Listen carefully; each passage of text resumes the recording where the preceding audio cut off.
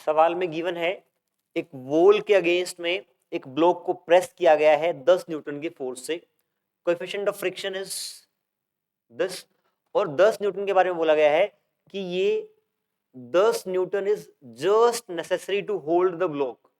इसका मतलब आप उतना लगाएंगे तो जस्ट होल्ड हो जाएगा, उससे कम करेंगे तो नीचे फिसलेगा। ठीक है, तो आपका लिमिटिंग केस की तरह से बिहेव करेगा। देखते हैं, अगर आपने यहां पर 10 न्यूटन फोर्स लगाया तो नॉर्मल रिएक्शन कितना होगा? Normal reaction is 10 Newton. तो फ्रिक्शन फोर्स की मैक्सिमम वैल्यू कितनी होती है? Mu N. म्यू यहां पे है 0.2 इंटू 10 करेंगे तो ये आपका 2 न्यूटन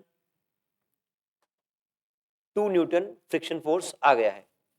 अब देखें, इस ब्लॉक के ऊपर एक फोर्स इस साइड से लगा बाहर से, उतना ही नॉर्मल रिएक्शन लग गया।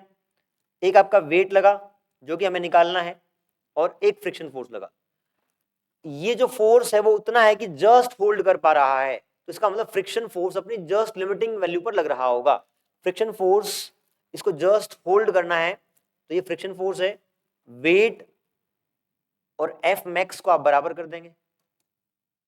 एफ मैक्स इज 2 न्यूटन, तो वेट भी 2 न्यूटन है।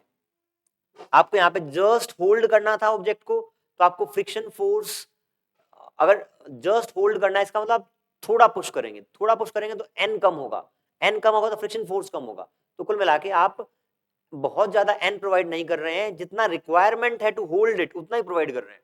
तो नॉर्मल रिएक्शन उतना ही फ्रिक्शन प्रोवाइड करेगा जितना कि जस्ट वो उससे बैलेंस हो जाए। तो हम यहाँ पे फ्रिक्शन फोर्स को लिमिटिंग केस में लेंगे, म्यू एन को वेट के बराबर कर देंगे, आंसर विल बी 2 न्यूटन।